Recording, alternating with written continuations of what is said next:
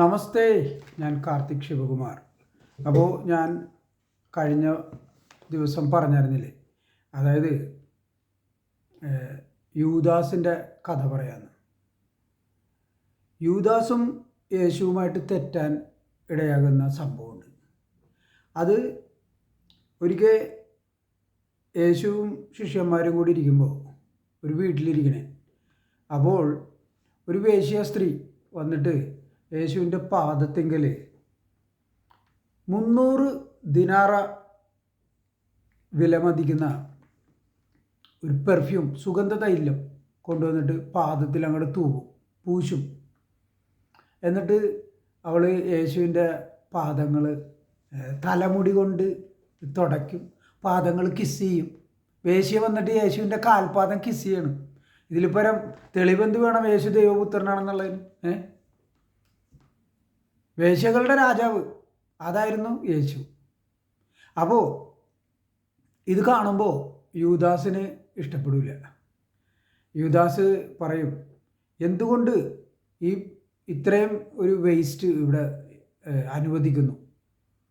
എന്തുകൊണ്ട് ഇവളോട് ഈ സുഗന്ധ തൈലം വിറ്റിട്ട് ആ കാശ് പാവങ്ങൾക്ക് കൊടുക്കാൻ എന്തുകൊണ്ട് പറയുന്നില്ല യേശു എന്നൊരു ചോദ്യം ചോദിക്കുന്നുണ്ട് യൂദാസ്. അതായത് ഈ 12 ശിഷ്യന്മാരിൽ ആകെ കൂടി ഇത്തിരിയെങ്കിലും വിവരവും ബോധവും ഉണ്ടായിരുന്നത് യൂദാസിന് മാത്രമാണെന്നാണ് നമ്മൾ മനസ്സിലാക്കേണ്ടത്. യൂദാസ് ഇങ്ങനെ ചോദിക്കാനുള്ള കാരണമുണ്ട്. അതായത് ഒരിക്കൽ യേശുവിൻ്റെ അടുത്ത് ഒരു യഹൂദൻ വന്നിട്ട് പറയും, നിത്യജീവൻ നേടാൻ ഞാൻ എന്ത് ചെയ്യണം? നല്ലവനായ ഗുരു, നിത്യജീവൻ നേടാൻ ഞാൻ എന്ത് ചെയ്യണം എന്ന് ചോദിക്കും. അപ്പോൾ യേശു അവിടെ പറയുന്നുണ്ട്, നിനക്ക് ഒരു കുറവ് കൂടിയുണ്ട്. നിനക്കുള്ളതെല്ലാം വിറ്റ് പണം പാവങ്ങൾക്ക് നൽകി തിരിച്ചു വന്നിട്ട് എന്നെ ഫോളോ ചെയ്യാൻ പറയും. മാത്രമല്ല യേശു പറയുകയും ചെയ്യും, ധനികൻ സ്വർഗരാജ്യത്തിൽ പ്രവേശിക്കുക എന്ന് പറയുന്നത് ഒട്ടകം സൂചിക്കുഴലിലൂടെ കടന്നു പോകുന്നതിനേക്കാളും പ്രയാസമാണെന്ന് പറയും. അപ്പോൾ കാശുണ്ടെങ്കിൽ അത് വിറ്റിട്ട്, അത് എന്തെങ്കിലും നിങ്ങളുടെ അടുത്ത് വസ്തുവകകളുണ്ടെങ്കിൽ അത് വിറ്റിട്ട് ആ പണം നിങ്ങൾ പാവങ്ങൾക്ക് കൊടുക്കണം, എന്നിട്ട് യേശുവിനെ ഫോളോ ചെയ്യണം എന്നാണ് യേശു പഠിപ്പിച്ചിട്ടുള്ളത്. അപ്പോൾ എന്തുകൊണ്ട് ഈ സ്ത്രീ, ഈ വേശ്യാ സ്ത്രീ, പാപിനിയായ സ്ത്രീ എന്നാ പറയണം, പാപിനി. ഇപ്പോൾ ഒരു സ്ത്രീ പാപിനി എന്ന് പറയുമ്പോൾ നമുക്ക് ഊഹിക്കാവുന്നതല്ലേ ഉള്ളൂ വേശ്യാ സ്ത്രീയാണെന്ന്. അല്ലാണ്ട് അവൾ പിടിച്ചു പറയോ ഗൂണ്ടാപ്പണിയോ ഒന്നും ചെയ്യുന്ന അല്ലല്ലോ ഉദ്ദേശിക്കുന്നത്. അപ്പോൾ ഇവള് 300 ദിനാറ വിലയുള്ള സുഗന്ധ തൈലം യേശുവിൻ്റെ കാലിൽ കൊണ്ടുവന്ന് പൂശുമ്പോൾ യേശു ഒന്നും മിണ്ടുന്നില്ല. അവളോട് പറയുന്നില്ല, നീ എൻ്റെ കാലിൽ കൊണ്ട് ഇത് പൂശി, ഇത് വേസ്റ്റ് ചെയ്യരുത്, ഈ പണം ഈ സുഗന്ധ തൈലം വിറ്റ് കിട്ടുന്ന പണം, അതായത് 300 ദിനാറ, അത് നീ പാവങ്ങൾ കൊണ്ടേ കൊടുക്കുക എന്ന് പറയുന്നില്ല. അതുകൊണ്ടാണ് യൂദാസ് ക്വസ്റ്റ്യൻ ചെയ്യണത്. അപ്പോൾ യൂദാസിൻ്റെ ഭാഗത്താണ് ന്യായം. അപ്പോൾ ബൈബിളിൽ എഴുതിയിരിക്കുന്നത് മാർക്കോസിൻ്റെ പുസ്തകത്തിൽ, അതിനുശേഷം, അതായത് യേശു അവളെ പ്രൊട്ടക്റ്റ് ചെയ്യണം. യൂദാസ് ഇങ്ങനെ പറയുമ്പോൾ യേശു പറയുന്നത് അവളെ തടയരുത്. അവൾ ഈ ചെയ്ത സൽപ്രവൃത്തി എവിടെയൊക്കെ സുവിശേഷം പറയുന്നതോ അവിടെയൊക്കെ ഇത് പ്രഘോഷിക്കണമെന്ന് പറയുന്നത്. അതായത് ഇവളെ മഹത്വവൽക്കരിച്ച് ഇനി ശിഷ്യന്മാർ സംസാരിക്കണമെന്ന്. അതോടുകൂടി യൂദാസിന് മതിയാവും. ബൈബിളിൽ എഴുതി വച്ചിരിക്കുന്ന അതിനുശേഷം യൂദാസ് പോയിട്ട് യേശുവിനെ കാണിച്ചു തരാം. കാരണം യേശു പിടികൊടുക്കുന്നില്ലല്ലോ. എത്ര പ്രാവശ്യം അവർ പിടിക്കാൻ നോക്കിയാലും യേശു വഴുതിപ്പോവും. അപ്പോൾ യൂദാസ് പറയണേ, യേശുവിനെ നിങ്ങൾക്ക് കാണിച്ചു തരാം എന്ന് പറഞ്ഞ് 30 വെള്ളിക്കാശ് വാങ്ങി എന്നാണ് പറയുന്നത് മാർക്കോസിൻ്റെ പുസ്തകം. വാങ്ങിയെന്നല്ല, അവർ വാഗ്ദാനം ചെയ്തു, യൂദാസിന് പണം വാഗ്ദാനം ചെയ്തു. അതായത് നീ കാണിച്ചു തന്നാൽ ഞങ്ങൾ നിനക്ക് കാശ് തരാം എന്ന് പറഞ്ഞു. യോഹന്നാൻ്റെ പുസ്തകം 13-ാം അധ്യായം, ഓക്കെ, അത് അവിടെയാണ് ഈ അവസാന അത്താഴം പറഞ്ഞിരിക്കുന്നത്, വിവരിച്ചിട്ടുള്ളത്. മറ്റു പുസ്തകങ്ങളിലൊന്നും ഇതുപോലെ വിവരിച്ചിട്ടില്ല. അപ്പോൾ അതാണ് ഞാൻ ഈ യൂദാസും യേശുവും തമ്മിലുള്ള സംഭാഷണവും യേശു യൂദാസാണ് ഒറ്റുകാരൻ എന്ന് പറയുന്നതും അത് ആ ഭാഗം സംസാരിക്കാനായിട്ട് ഞാൻ യോഹന്നാൻ്റെ പുസ്തകം 13-ാം അധ്യായമാണ് ഞാനിവിടെ ഉദ്ധരിക്കുന്നത്. ഇപ്പോൾ ഞാൻ എൻ്റെ പുസ്തകത്തിൽ നിന്നാണ് വായിക്കുന്നത്. എൻ്റെ പുസ്തകം അധ്യായം 7-ാം അധ്യായം. ഓക്കെ, ആട്ടിൻതോലണിഞ്ഞ ചെന്നായ 7-ാം അധ്യായം. അധ്യായത്തിൻ്റെ പേര് അവസാന അത്താഴം എന്നാണ്. യേശുവിൻ്റെ 12 ശിഷ്യന്മാരിൽ ഒരാളായിരുന്ന യൂദാസ് ഇസ്കാരിയാത്തിനെ ഒറ്റുകാരനായ യൂദ എന്നാണ് ബൈബിൾ പലയിടത്തും വിശേഷിപ്പിച്ചിട്ടുള്ളത്. പലയിടത്തും പറഞ്ഞിട്ടുണ്ട് ഒറ്റുകാരനായ യൂദ, ഒറ്റുകാരനായ യൂദ. അതായത് യൂദാസ് ഇസ്കാരിയാത്ത് എന്ന മനുഷ്യൻ ദൈവപുത്രനായിരുന്ന യേശുവിനെ വഞ്ചിക്കുകയായിരുന്നുവെന്ന് യൂദാസ് യേശുവിനെയാണോ അതോ യേശു യൂദാസിനെയാണോ വഞ്ചിച്ചതെന്ന് വസ്തുതകൾ പരിശോധിച്ചാൽ മാത്രമേ നിർണ്ണയിക്കാനാകൂ. ആയതിലേക്ക് നമുക്ക് യേശുവും ശിഷ്യന്മാരും ചേർന്ന് യേശുവിനെ കുരിശിലേറ്റിയതിൻ്റെ തലേ രാത്രി കഴിച്ച അവസാന അത്താഴത്തെക്കുറിച്ച് യോഹന്നാൻ 13-ാം അധ്യായത്തിൽ എഴുതിയിരിക്കുന്നത് പരിശോധിക്കാം. അപ്പോൾ 13-ാം അധ്യായം യോഹന്നാൻ്റെ പുസ്തകം അത് വായിക്കാൻ. അത്താഴത്തിനിടയിൽ യേശു ശിഷ്യന്മാരോട് പറഞ്ഞു, സത്യം സത്യമായി ഞാൻ നിങ്ങളോട് പറയുന്നു, നിങ്ങളിൽ ഒരുവൻ എന്നെ ഒറ്റിക്കൊടുക്കും. അവൻ ആരെപ്പറ്റി പറയുന്നു എന്നറിയാതെ ശിഷ്യന്മാർ ആകുലചിത്തരായി പരസ്പരം നോക്കി. നോക്കൂ, ഈ പറയുന്ന ഭാഗത്തിൻ്റെ അർത്ഥം അവിടെ 12 ശിഷ്യന്മാരുണ്ട്, യൂദാസും ഉണ്ട്. യൂദാസ് പോലും ആരെപ്പറ്റി പറയുന്നതെന്ന് അറിയാതെ പരസ്പരം ആകുലചിത്തരായി നോക്കി എന്നാണ് എഴുതിയേക്കുന്നത്. അതിൻ്റെ അർത്ഥം മാർക്കോസിൽ യേശുവിനെ ഒറ്റിക്കൊടുക്കാൻ യൂദാസ് തീരുമാനിച്ചു. യൂദാസ് പോയിട്ട് യഹൂദരോട് പറഞ്ഞു, ഞാൻ യേശുവിനെ കാണിച്ചു തരാം. അപ്പോൾ യഹൂദർ ഈ യൂദാസിന് പണം 30 വെള്ളിക്കാശ് വാഗ്ദാനം ചെയ്തു എന്ന് പറഞ്ഞിരിക്കുന്നത് കള്ളമാണെന്നാണ്. കാരണം ഇവിടെ പറയുന്നത് ഒരു ശിഷ്യനും അറിയാൻ പാടില്ലായിരുന്നു ആരാണ് ഒറ്റിക്കൊടുക്കാൻ പോണേന്ന്. പക്ഷേ അങ്ങനെയല്ലല്ലോ, സത്യം പറഞ്ഞാൽ യൂദാസ് അറിയണ്ടേ. യൂദാസ് എന്തിനാണ് പരസ്പരം നോക്കേണ്ട ആവശ്യമില്ല. പക്ഷേ ഇവിടെ ബൈബിൾ എഴുതിയിരിക്കുന്നത് യേശു ആരെപ്പറ്റി പറയുന്നു എന്നറിയാതെ ശിഷ്യന്മാർ ആകുലചിത്തരായി പരസ്പരം നോക്കി. അങ്ങനെ എഴുതിയിരിക്കുന്നത് 13-ാം അധ്യായം 21-ാം വാക്യം. ശിഷ്യന്മാർ അവൻ ആരെപ്പറ്റിയാണ് പറയുന്നത് എന്ന് അറിഞ്ഞിരുന്നില്ല എന്ന് ബൈബിൾ പറയുന്നു. അതായത് തങ്ങളിൽ ഒരുവനായ യൂദാസ് യേശുവിനെ ഒറ്റിക്കൊടുക്കാൻ പദ്ധതി ഇട്ടിരുന്നതായി അവർക്ക് യാതൊരു അറിവും ഉണ്ടായിരുന്നില്ല. യൂദാസ് ഒഴികെയുള്ള ശിഷ്യന്മാർ പരസ്പരം നോക്കിയെന്നല്ല, മറിച്ച് ശിഷ്യന്മാർ ആകുലചിത്തരായി പരസ്പരം നോക്കിയെന്നാണ് ബൈബിൾ പറയുന്നത്. അതായത് യേശുവിൻ്റെ വാക്കുകൾ കേട്ട് യൂദാസ് ഉൾപ്പെടെ എല്ലാ ശിഷ്യന്മാരും ആകുലചിത്തരായി തീർന്നുവെന്ന്. യേശുവിനെ ഒറ്റിക്കൊടുക്കുവാൻ യൂദാസ് പദ്ധതി ഇട്ടിരുന്നുവെങ്കിൽ യേശുവിൻ്റെ വാക്കുകൾ കേട്ട് അവൻ ആരെപ്പറ്റി പറയുന്നു എന്നറിയാതെ യൂദാസ് ആകുലചിത്തനാവുന്നത് എങ്ങനെ? യൂദാസ് അങ്ങനെ യാതൊരുവിധ പദ്ധതിയും ഇട്ടിരുന്നില്ല എന്നല്ലേ ഇത് സൂചിപ്പിക്കുന്നത്. ഇനി അടുത്ത വചനം. ശിഷ്യന്മാരിൽ യേശു സ്നേഹിച്ചിരുന്നവൻ യേശുവിൻ്റെ വക്ഷസ്സിലേക്ക് ചാരിക്കിടന്നിരുന്നു. ഇവിടെയാണ് ഈ വക്ഷസെന്ന് ഇവിടെ മലയാളത്തിൽ പറയുന്നു. That is okay. പക്ഷേ ഇംഗ്ലീഷിൽ ബൊസം എന്നാണ് എഴുതിയിരിക്കുന്നത്. അതിൻ്റെ അർത്ഥം സ്ഥലമെന്നാണ്, മുല എന്നാണ് അർത്ഥം. യേശുവിൻ്റെ മുലയിലേക്ക് ചാരിക്കിടന്നിരുന്നു. ശിമയോൻ പത്രോസ് അവനോട് ആംഗ്യം കാണിച്ചു പറഞ്ഞു. ആംഗ്യം കാണിച്ചുകൊണ്ടാണ് പറയണത്, അല്ലാതെ ശരിക്കും വേർഡ്സ് അല്ല, ജെസ്റ്റേർഡ് എന്നാണ് എഴുതിയിരിക്കുന്നത്. ജെസ്റ്റേർഡ് എന്ന് വെച്ചാൽ ഇപ്പോൾ നമ്മൾ ഒരാളോട് പറയില്ലേ, ഇങ്ങനെ പറയല്ലോ, കൂടെ അങ്ങോട്ട് പോകുമെന്ന് പറയില്ലേ, അല്ലെങ്കിൽ കൈ കൊണ്ട് കാണിക്കൂലേ, അതാണ് ആംഗ്യം കാണിക്കുന്നത്, ആംഗ്യ ഭാഷ. അവൻ ആരെപ്പറ്റി പറയുന്നു എന്ന് ചോദിക്കുക. ജെസ്റ്റർ ചെയ്തുകൊണ്ട് ചോദിച്ചു. ആരോട്? അതായത് 12 പേരും കൂടി ഇരുന്ന് അത്താഴം കഴിക്കുകയാണല്ലോ, യേശുവുണ്ട്. അപ്പോൾ ശിമയോൻ പത്രോസ് നോക്കുമ്പോൾ യൂദാസ്, യോഹന്നാൻ, യേശു സ്നേഹിച്ചിരുന്ന ശിഷ്യൻ, അതായത് യോഹന്നാൻ യേശുവിൻ്റെ മുലയിൽ ചാരിക്കിടക്കണ കാണുന്നത്. അപ്പോൾ തന്നെ പത്രോസ് ആംഗ്യഭാഷയിലൂടെ ചോദിച്ചു. എന്തെന്ന് പറഞ്ഞു? നീ യേശുവിനോട് ചോദിക്ക്, യേശു ആരെപ്പറ്റിയാണ് പറയുന്നതെന്ന്, ആരാണ് യേശുവിനെ ഒറ്റിക്കൊടുക്കാൻ പോണതെന്ന് ചോദിക്കാൻ പറയണേ. ഓക്കെ, അപ്പോൾ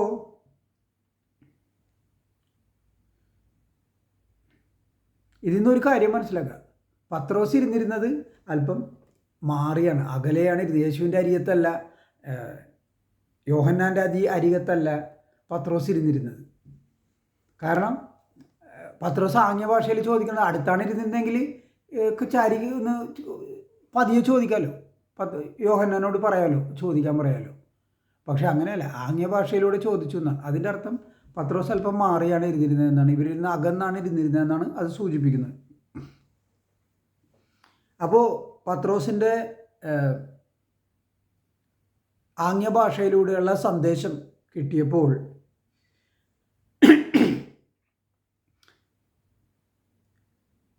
യോഹന്നാൻ ചോദിച്ചു, കർത്താവേ ആരാണത്? അവൻ പ്രതിവചിച്ചു. അപ്പോൾ ഇവിടെ ഇത് മലയാളമാണ്, ഇത് ഇംഗ്ലീഷിൽ അങ്ങനെയല്ല. He leaned back again leaned back എന്ന് എഴുതിയിട്ടുണ്ട്.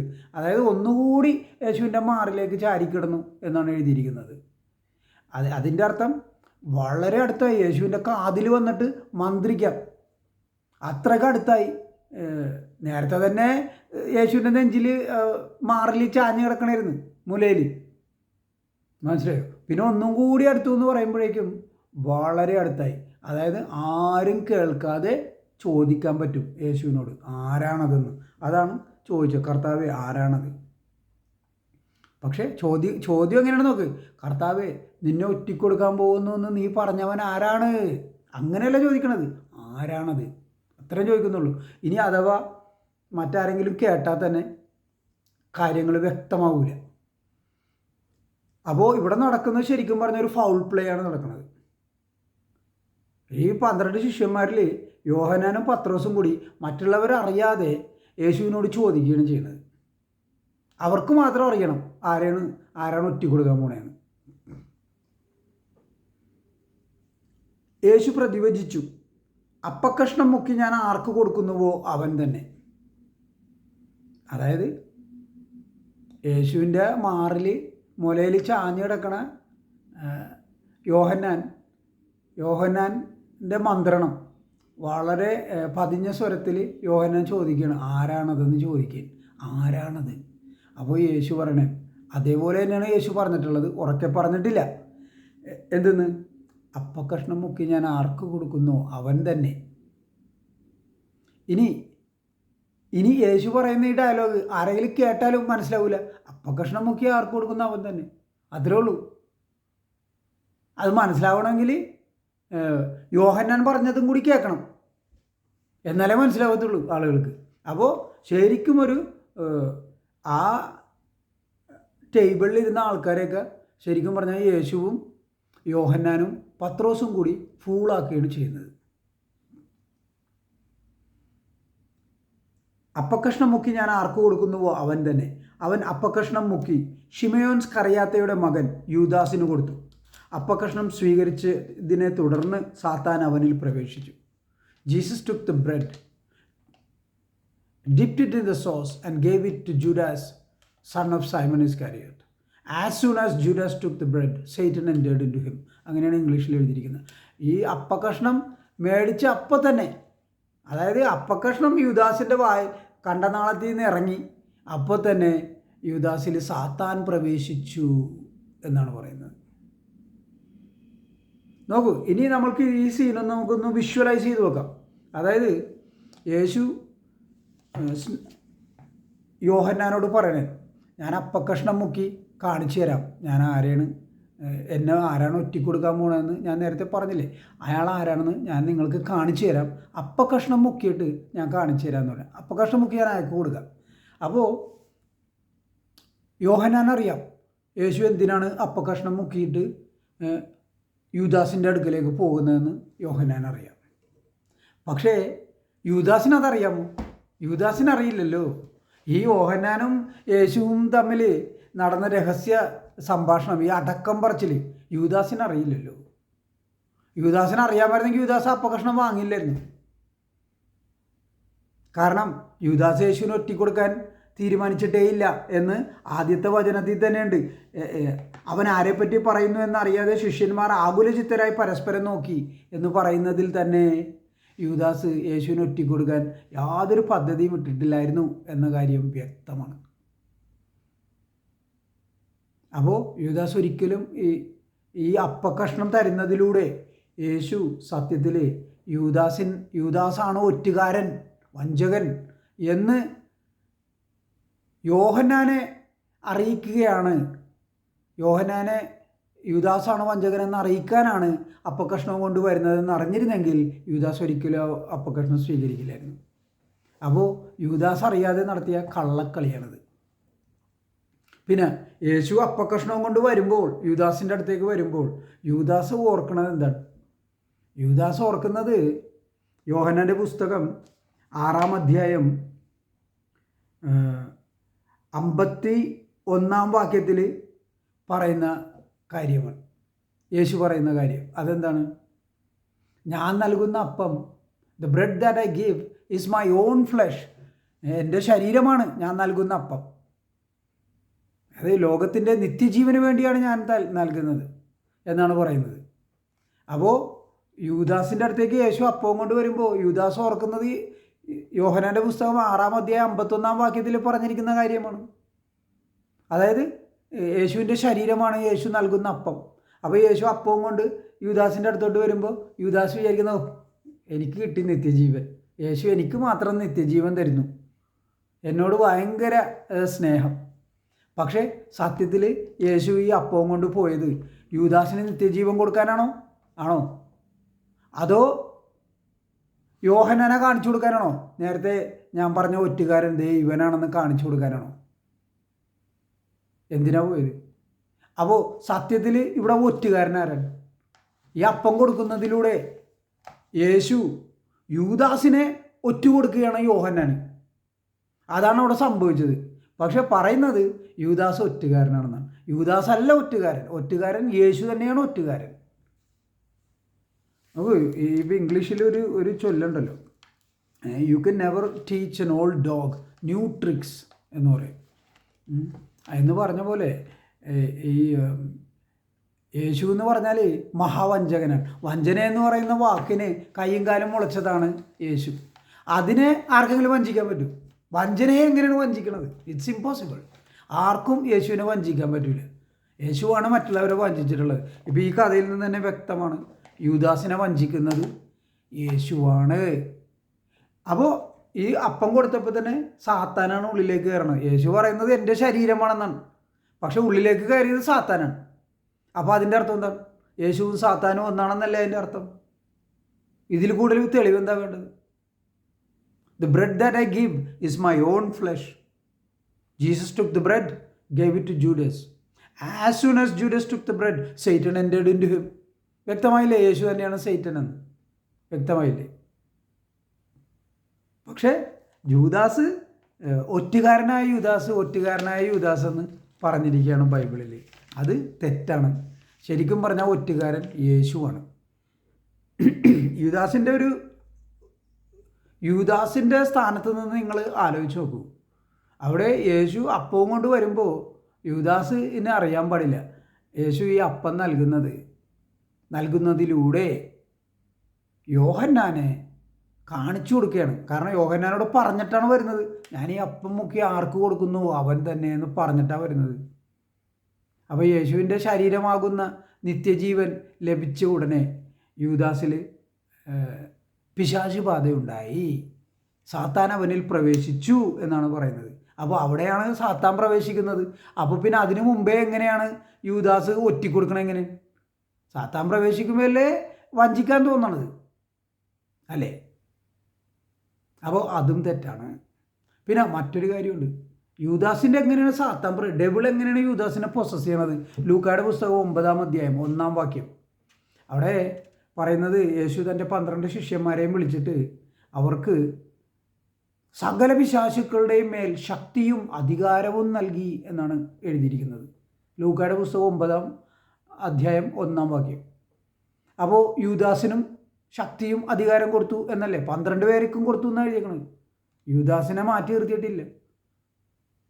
അപ്പോൾ പിന്നെ യൂദാസിൽ എങ്ങനെയാണ് സാത്താൻ പ്രവേശിക്കുന്നത്? അപ്പോൾ അതിൻ്റെ അർത്ഥം എന്താണ്? ഈ ലൂക്ക 9-ാം അധ്യായം 1-ാം വാക്യത്തിൽ പറഞ്ഞിരിക്കുന്ന കള്ളമാണ് എന്നാണ് അതിൻ്റെ അർത്ഥം. യേശു അങ്ങനെ ശിഷ്യന്മാർക്ക് സാത്താൻ്റെ മേലെ അധികാരവും പിശാചുക്കളുടെ മേലെ അധികാരവും ശക്തിയും ഒന്നും കൊടുത്തിട്ടില്ല. ചുമ്മാ തള്ളി മറിച്ചിരിക്കുകയാണ് ബൈബിള്.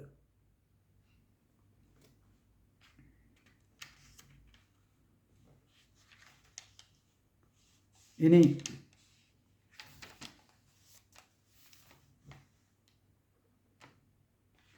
ഞാനിത് ഇപ്പം ഞാൻ നിങ്ങളോട് പറയുകയാണ് ചെയ്തിരിക്കുന്നത്. എഴുതി വെച്ചിരിക്കുന്നത് ഞാൻ ഒന്നുകൂടി വായിച്ചിട്ട് ഞാനത് നിർത്താം. അപ്പക്കഷ്ണം മുക്കി ഞാൻ ആർക്ക് കൊടുക്കുന്നു? അവൻ തന്നെ. അവൻ അപ്പക്കഷ്ണം മുക്കി ശിമയോൻ ഇസ്കറിയോത്തയുടെ മകൻ യൂദാസിന് കൊടുത്തു. അപ്പക്കഷ്ണം സ്വീകരിച്ചതിനെ തുടർന്ന് സാത്താൻ അവനിൽ പ്രവേശിച്ചു. യേശു അവനോട് പറഞ്ഞു, നീ ചെയ്യാനിരിക്കുന്നത് വേഗം ചെയ്യുക. എന്നാൽ ഭക്ഷണത്തിന് ഇരുന്നവരിൽ ആരും അവനിത് എന്തിനു പറഞ്ഞുവെന്ന് അറിഞ്ഞില്ല. യോഹന്നാൻ 13:23 മുതൽ 28 വരെ വാക്യങ്ങൾ.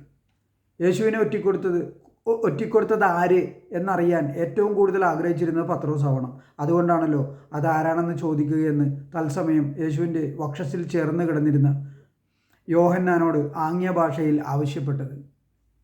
ആംഗ്യം കാട്ടി എന്ന് പറയുന്നതിൽ നിന്ന് രണ്ട് കാര്യങ്ങൾ വ്യക്തമാകുന്നു. പത്രോസ് ഇരുന്നിരുന്നത് യേശുവിൽ നിന്നും യോഹന്നാനിൽ നിന്നും തെല്ലകലെയായിരുന്നുവെന്നും ഉറക്കെ എല്ലാവരും കേൾക്കെ ചോദിച്ചാൽ യേശു മറുപടി നൽകില്ലായിരുന്നുവെന്ന് പത്രോസ് ധരിച്ചിരുന്നുവെന്നും. യേശുവിൻ്റെ മാറിൽ ചാരിക്കിടന്നിരുന്ന യോഹന്നാൻ പത്രോസിന് നിർദ്ദേശം കിട്ടിയ ഉടനെ യേശുവിൻ്റെ മാറിൽ ഒന്നുകൂടി ചേർന്ന് കിടന്നുകൊണ്ടാണ് ആരാണത് എന്ന് ചോദിച്ചത്. അതായത് യോഹന്നാൻ ചോദിച്ചത് യേശു അല്ലാതെ മറ്റു ശിഷ്യന്മാർ ആരും കേട്ടില്ല എന്നർത്ഥം. പത്രോസും കേട്ടില്ല, യൂദാസും കേട്ടില്ല. അപ്പക്കഷ്ണം മുക്കി ഞാൻ ആർക്ക് കൊടുക്കുന്നുവോ അവൻ തന്നെ എന്ന് പറഞ്ഞ മറുപടിയും യൂദാസ് കേട്ടിരുന്നില്ല. ആരാണത് എന്ന് യോഹന്നാൻ യേശുവിൻ്റെ മാറിൽ കിടന്ന് അടക്കം പറഞ്ഞപ്പോൾ യേശു യൂദാസ് എന്ന് ഒറ്റ വാക്കിൽ മറുപടി പറയാതിരുന്നതിൻ്റെ പ്രധാന കാരണം യൂദാസിനെയാണ് താൻ ഉദ്ദേശിക്കുന്നതെന്ന് മറ്റു ശിഷ്യന്മാർ അറിയുന്നതിന് മുമ്പേ യൂദാസ് സ്ഥലം വിട്ടിരിക്കണമെന്ന് യേശു മുൻകൂട്ടി തീരുമാനിച്ചിരുന്നതാണ്. യോഹന്നാൻ ചോദിക്കുമ്പോൾ യേശു യൂദാസ് എന്ന് മറുപടി കൊടുത്തിരുന്നുവെങ്കിൽ യോഹന്നാൻ യൂദാസിനെതിരെ തിരിയുവാൻ സാധ്യതയുണ്ട്. അതുമല്ലെങ്കിൽ യോഹന്നാൻ മുഖേന മറ്റു ശിഷ്യന്മാർ, പ്രത്യേകിച്ച് പത്രോസിന് വിവരം ലഭിച്ചേനെ യൂദാസാണ് യേശുവിനെ ഒറ്റിക്കൊടുക്കാൻ പോകുന്നതെന്ന്. അങ്ങനെ ആരെങ്കിലും യൂദാസിനെതിരെ തിരിഞ്ഞാൽ, യൂദാസിനെ തടഞ്ഞാൽ യേശുവിൻ്റെ പദ്ധതി പാളും. യേശുവിൻ്റെ ആവശ്യമാണ് യൂദാസ് പോയി പോലീസിനെ കൊണ്ടുവരണം. കാരണം ശവക്കല്ലറയൊക്കെ യേശുവിനെ കുഴിച്ചിടാനുള്ള, യേശുവിൻ്റെ ശവം മറവ് ചെയ്യാനായിട്ടുള്ള ശവക്കല്ലറ അരിമത്യ ജോസഫ് തയ്യാറാക്കി. ഇനിയിപ്പോൾ മരിക്കാം യേശുവിന്. അതുകൊണ്ടാണ് ഇത്ര നാളെ പിടി കൊടുക്കാണ്ടിരുന്നത്. ഈ പിടി കൊടുത്തു കഴിഞ്ഞാൽ ഗോൽഗോത്തെ കൊണ്ടുവന്ന് കുരിശി കയറ്റും. അപ്പോൾ സാധാരണ ഗോൽഗോത്തയിൽ കുരിശി തിറക്കണവരുടെ ശരീരം കഴുകന്മാർ തിന്നുകയാണ് പതിവ്. അങ്ങനെയാണ് ഈ ഗോൽഗോത്ത എന്ന് പറഞ്ഞ തലയോട്ടിയുടെ ഇടം എന്ന പേര് തന്നെ അതിന് സിദ്ധിച്ചത്. അപ്പോൾ യേശുവിൻ്റെ ശരീരവും ഡെഡ് ബോഡിയും അങ്ങനെ തന്നെ ഇല്ലാണ്ടായി പോയേനെ. പക്ഷേ യേശു നേരത്തെ തന്നെ ആൾക്കാരെ ഏർപ്പാട് ആക്കിയായിരുന്നു. നിക്കോദമസിനെയും രാത്രിയിൽ യേശുവിനെ വന്ന് കണ്ട ധനികനായ ശിഷ്യൻ, യേശു പറയും ധനികന് സ്വർഗരാജ്യത്തിൽ പ്രവേശിക്കുക എന്ന് പറയണത് ഒട്ടകം സൂചിക്കുഴലിലൂടെ കടന്നു പോകുന്നതിനേക്കാളും പ്രയാസമാണെന്ന് പറയും. പക്ഷേ യേശുവിന് ധനികരായ ശിഷ്യന്മാരുണ്ടായിരുന്നു, ധാരാളം പേരുണ്ടായിരുന്നു, ഒന്നിലേറെ ആൾക്കാരുണ്ടായിരുന്നു. ഇപ്പോൾ ഈ നിക്കോദമസ്, പിന്നെ അരിമത്യ ജോസഫ്, ആൾ ധനികനായിരുന്നു എന്ന് ബൈബിളിൽ എഴുതി വെച്ചിട്ടുണ്ട്. അപ്പോൾ അയാൾ യേശുവിൻ്റെ ശിഷ്യനായിരുന്നില്ലേ? ആയിരുന്നല്ലോ. ഈ ശിഷ്യന്മാർക്ക് എൻട്രി കൊടുക്കുന്നത് പകൽ സമയത്ത് യേശു പാവങ്ങൾക്ക് ശിഷ്യത്വം നൽകും, രാത്രി ആയിക്കഴിഞ്ഞാൽ പണക്കാർക്കും. അതായിരുന്നു യേശുവിൻ്റെ പരിപാടി. പണക്കാർക്ക് രാത്രി മാത്രം ശിഷ്യരാകാൻ പറ്റുള്ളായിരുന്നു. അങ്ങനെ രാത്രിയിൽ വന്ന് കണ്ട ഒരു പണക്കാരനാണ് നിക്കോദമസ്. ഈ നിക്കോദമസും അരിമത്യ ജോസഫുമാണ് യേശുവിൻ്റെ ബോഡി കുരിശിൽ നിന്ന് താഴെ ഇറക്കണത്, ഡെഡ് ബോഡി. എന്നിട്ട് അരിമത്യ ജോസഫ് പണിത പുതിയൊരു കല്ലറയിൽ, അരിമത്യ ജോസഫ് എന്തിനാണ് ഗൊൽഗോത്തയിൽ കല്ലറ പണിയണത്? അത് യേശുവിൻ്റെ ബോഡി കൊണ്ടുവെക്കാനായിട്ട്, മറവ് ചെയ്യാനായിട്ട്. അല്ലാണ്ട് യുവന്മാർക്ക് ആ ബോഡി എടുത്തുകൊണ്ട് പോകാൻ പറ്റില്ല അവിടുന്ന്. രാത്രിയാണ് വരണത്, ആരും ഇല്ലാത്ത രാത്രി സമയത്താണ്. ഗൊൽഗോത്ത എന്ന് പറയുന്ന സ്ഥലത്ത് രാത്രി ആരും നിൽക്കൂല, തലയോട്ടിയുടെ ഇടം എന്നാണ് അതിൻ്റെ പേര്. ഭയങ്കര ഭീതിജനകമായ ഒരു സ്ഥലമാണ്. അപ്പോൾ ഇപ്പോൾ സിമിത്തേരിയിൽ ആരെങ്കിലും രാത്രി പോവോ? സിമിത്തേരി ശവം മറവ് ചെയ്തൊക്കെ എന്നാലും പോവില്ല. ഇതങ്ങനെയല്ല, ഈ തലയോട്ടിയും എല്ലും കഷ്ണമൊക്കെ കിടക്കുന്ന സ്ഥലമാണിത്. അപ്പോൾ അവിടെ രാത്രി ആരും പോകത്തില്ല. പക്ഷേ അരിമത്യ ജോസഫും നിക്കോദേമസും പോയി യേശുവിൻ്റെ ബോഡി താഴെ ഇറക്കി കല്ലറയെ കൊണ്ട് വെക്കുകയും ചെയ്തു. അത് പുതിയതായിട്ടുണ്ടാക്കിയ കല്ലറ, അത് യേശുവിന് വേണ്ടി മാത്രം ഉണ്ടാക്കിയതാണ്. ഈ കല്ലറയുടെ പണി തീർന്ന വാർത്ത യേശുവിന് കിട്ടിയപ്പോഴാണ് യേശു ശിഷ്യന്മാരുമായിട്ട് വരൂ എന്ന് പറഞ്ഞ് പോകാൻ, നമുക്ക് പരിപാടി കഴിഞ്ഞ് എല്ലാം പൂർത്തിയായി, ചാകാനായിട്ട് റെഡിയായി. അങ്ങനെയാണ് യേശു പിടി കൊടുക്കുന്നത്. അതുകൊണ്ടാണ് കല്ലറയുടെ പണി പൂർത്തിയാകാതിരുന്നത് കൊണ്ടാണ് യേശു ഇതിനു മുമ്പ് പലതവണ യേശുവിനെ ബന്ധനസ്ഥനാക്കാനായിട്ട് യഹൂദർ ശ്രമിച്ചപ്പോൾ യേശു വഴങ്ങാതെ യേശു മുങ്ങിക്കളഞ്ഞത്. അല്ലാണ്ട് ഇതിൻ്റെ അകത്ത് അത്ഭുതങ്ങളൊന്നുമില്ല. യേശുവിൻ്റെ പദ്ധതി പ്രകാരം കല്ലറ ശരിയായാൽ മാത്രമേ യേശുവിന് മരിക്കാൻ പറ്റുള്ളൂ. കാരണം യേശു മരിച്ചു കഴിഞ്ഞാൽ ഡെഡ് ബോഡി എന്ത് ചെയ്യും? ഡെഡ് ബോഡി കഴുകന്മാർ കൊത്തി തിന്നു കഴിഞ്ഞാൽ പിന്നെ യേശുവിന് ഞാനിതാ ഉയർത്തെഴുന്നേറ്റിരിക്കുന്നു എന്ന് പറയാൻ പറ്റുമോ? പറ്റത്തില്ല. ഈ അരിമത്യ ജോസഫും നിക്കോദേമസും തന്നെയാണ് യേശുവിൻ്റെ ബോഡി കത്തിച്ച് കളഞ്ഞിട്ടുള്ളത്. യാതൊരു സംശയവും വേണ്ട. യേശുവിൻ്റെ ശരീരം കല്ലറയുടെ ഉള്ളിൽ വെച്ച് തന്നെ ഇവർ കത്തിച്ച് കളയുണ്ടായത്. ഒന്നാമത്തെ കാര്യം, ഈ കല്ലറ എന്ന് പറയുന്നത് വളരെ വലിയ കല്ലറയാണ്, നിസ്സാര കല്ലറയല്ലേ ഇത്. കാരണം ഇതിൻ്റെ അകത്ത് 8-10 ആൾക്കാർ നിൽക്കുന്നത് ആയിട്ട് ബൈബിളിൽ പറഞ്ഞിട്ടുണ്ട്. അപ്പോൾ അത്രയും സ്പേസ് ഉള്ള കല്ലറയാണത്. എന്തിനാണ് ഇത്രയും വലിയൊരു കല്ലറ ഉണ്ടാക്കിയത് അവിടെ? അത് വളരെ വലിയൊരു വിഷയമാണ്. അത് യേശുവിൻ്റെ ഉയർത്തെഴുന്നേൽപ്പെന്നും പറഞ്ഞ് ഒരു അധ്യായമുണ്ട്. അതിനകത്താണ് ഞാൻ ആ വിഷയം ഡിസ്കസ് ചെയ്യുന്നത്. ഇപ്പോൾ നിങ്ങൾക്ക് മനസ്സിലായി കാണുമെന്ന് കരുതുന്നു. അതായത് ഒറ്റുകാരൻ യേശുവാണ്. യേശു യൂദാസിനെ യോഹന്നാൻ ഒറ്റിക്കൊടുത്തു, അതാണ് സത്യം. അല്ലാതെ യൂദാസ് ആരെയും ഒറ്റിക്കൊടുത്തിട്ടില്ല. യൂദാസിൻ്റെ ഉള്ളിലേക്ക് യേശു സാത്താനെ കടത്തി വിട്ടിട്ട് നീ ചെയ്യാനിരിക്കുന്ന വേഗം പോയി ചെയ്യും എന്നാ പറഞ്ഞത്. അപ്പോൾ അവിടെ സംസാരിക്കണം ആരോടാ സംസാരിക്കണത്? യൂദാസിനോടല്ല സംസാരിക്കണത്. As soon as Judas took the bread Satan entered into him. Satan ഒരാളുടെ ഉള്ളിൽ കടക്കണം എന്തിനാണെന്നറിയോ? അയാളുടെ നിയന്ത്രണം ഏറ്റെടുക്കാനാണ്. സൈറ്റൻ നിങ്ങളുടെ ഉള്ളിൽ കടന്നു കഴിഞ്ഞാൽ പിന്നെ നിങ്ങളുടെ നിയന്ത്രണം നിങ്ങളുടെ കയ്യിലല്ല, സൈറ്റൻ്റെ കയ്യിലാണ്, സാത്താൻ്റെ കയ്യിലാണ്. അപ്പോൾ ഒരു കുട്ടിപ്പിശാശിനെയാണ് കടത്തിവിടണത്, യേശുവിൻ്റെ കിങ്കരനായിട്ടുള്ള പിശാശിനെ. എന്നിട്ട് പറയണേ നീ ചെയ്യാനിരിക്കുന്ന വേഗം പോയി, അത്രയും പറഞ്ഞോളൂ. അപ്പോൾ തന്നെ കാര്യം വ്യക്തമായി. അതായത് പോയിട്ട് പോലീസിനെ വിളിച്ചുകൊണ്ട് പോവാ, യഹൂദരോട് പറ ഞാൻ പിടികൊടുക്കാൻ റെഡിയാണെന്ന് പറ, വിളിച്ചുകൊണ്ട് വരാൻ പറയണേ. ഇനി വൺ മോർ തിങ്, യൂദാസ് പോകുമ്പോൾ യൂദാസ് യേശുവിനെ കാണിച്ചു കൊടുക്കാനായിട്ട് യഹൂദരുടെ അടുത്തേക്ക് പോകുമ്പോൾ യേശു ഇരിക്കുന്നത് അവസാന അത്താഴം കഴിച്ച മുറിയിലാണ്. പക്ഷേ യേശു അവിടെ വെച്ച് പിടികൊടുക്കുന്നില്ല. കുറേ നേരം കൂടി ശിഷ്യന്മാരായിട്ട് ബ്രെയിൻ വാഷ് ചെയ്തിട്ട് യേശു പറയണേ വരൂ നമുക്ക് ഇവിടെ നിന്ന് പോകാം എന്ന് പറയുന്നുണ്ട് യേശു. ഈ യോഹന്നാൻ്റെ പുസ്തകത്തിൽ തന്നെ ഉണ്ട്, 14-ാം അധ്യായം 15-ാം അധ്യായത്തിലുണ്ട്, വരും നമുക്ക് ഇവിടെ നിന്ന് പോകാമെന്ന്. അങ്ങനെ അവിടെ നിന്ന് പോയി തുറസായ ഒരു സ്ഥലത്തെത്തി, ഗെത്സമനി എന്ന് പറയുന്ന സ്ഥലത്ത് ഒരു പാർക്കിൽ. അവിടെ വെച്ചാണ് പിടികൊടുക്കുന്നത്. എന്തുകൊണ്ടാണെന്ന് ചോദിച്ചാൽ ഈ അവസാന അത്താഴ സമയം കഴിച്ച റൂമിലോട്ട് യൂദാസ് പോലീസിനെ കൊണ്ട് വന്നു കഴിഞ്ഞാൽ യേശുവിനെ മാത്രമല്ല എല്ലാത്തിനും പിടിക്കും, ഓടാൻ പറ്റൂല. മുറിടാത്തല്ലേ, പടയാളികളും ഒക്കെ ആയിട്ട് വരണേണ്, എല്ലാത്തിനെയും പൊക്കും. അതോടുകൂടി ക്രിസ്തുമത ഇല്ലാണ്ടാവും. മനസ്സിലായി? ഇത് യേശുവിനറിയാം. അപ്പോൾ യേശു എന്ന് പറഞ്ഞാൽ കുറുക്കന്മാരുടെ രാജാവാണ്. അവന് എല്ലാ തട്ടിപ്പും തരവഴിയും സകലതും അറിയാവുന്നവനാണ്. അതുകൊണ്ടാണ് യേശു പറഞ്ഞത് വരും നമുക്ക് ഇവിടെ നിന്ന് പോകാമെന്ന് പറഞ്ഞത്. പക്ഷേ അവിടെ ഒരു പ്രശ്നമുണ്ട്. ഈ രാത്രി ഒരു 10-11 മണിയാകുമ്പോഴാണ് ഇവർ അവസാന അത്താഴം കഴിച്ച മുറിയിൽ നിന്ന് ഗെത്സമനിയിലോട്ട് പോണത്. ജെറുസലേമിലാണ് ഗെത്സമനി. അപ്പോൾ യൂദാസ് കറക്റ്റായിട്ട് ഈ യഹൂദര ഗെത്സമനിയിലോട്ട് കൊണ്ടുവരുന്നുണ്ട്. നോക്കൂ, യൂദാസ് പോലീസിനെ വിളിക്കാൻ പോകുമ്പോൾ ഇപ്പം നിങ്ങളാണ് യൂദാസ് എന്ന് വിചാരിക്കുക. നിങ്ങൾ ഈ മുറിയിലിരുന്നുകൊണ്ട് അവസാന അത്താഴം യേശുവുമായിട്ട് കഴിച്ചുകൊണ്ടിരിക്കണേ. അപ്പോൾ യേശു നിങ്ങളോട് പറയണേ നിങ്ങൾ പോയിട്ട് പോലീസിനെ കൊണ്ടുവരൂ, ഞാൻ പിടികൊടുക്കാൻ റെഡിയാണെന്ന് പറഞ്ഞേ. അപ്പോൾ നിങ്ങൾ പോയിട്ട് പോലീസിനെ എങ്ങോട്ട് കൊണ്ടുവരും? ഈ മുറിയിലോട്ടല്ലേ കൊണ്ടുവരുള്ളൂ. പക്ഷെ നിങ്ങൾ പോലീസിനെ കൊണ്ടുവരുന്ന നേരെ ഗെത്സമനിയിലോട്ടാണ്. മനസ്സിലായോ? അതെങ്ങനെയാണ്? എന്തുകൊണ്ട് അത് സാധിക്കുന്നു? അതിൻ്റെ കാരണം യൂദാസിൻ്റെ ഉള്ളിലിരിക്കുന്ന പിശാശാണ് ഇരിക്കുന്നത്. പിശാശിനറിയാം യേശു എവിടെയുണ്ടെന്ന്. അതുകൊണ്ടാണ്. മനസ്സിലായോ? പിന്നെ വേണമെങ്കിൽ നിങ്ങൾക്ക് പറയാം എന്തെന്ന്, ക്രിസ്ത്യാനിക്ക് വേണമെങ്കിൽ വാദിക്കാം. യൂദാസ് ആദ്യം പോലീസിനെ അവസാനം അത്താഴം കഴിച്ച റൂമിൽ കൊണ്ടുവന്നു. അപ്പോൾ അവർ പറഞ്ഞു യേശുവും കൂട്ടരും ഗെത്സമനിയിലേക്ക് പോയേക്കണേ.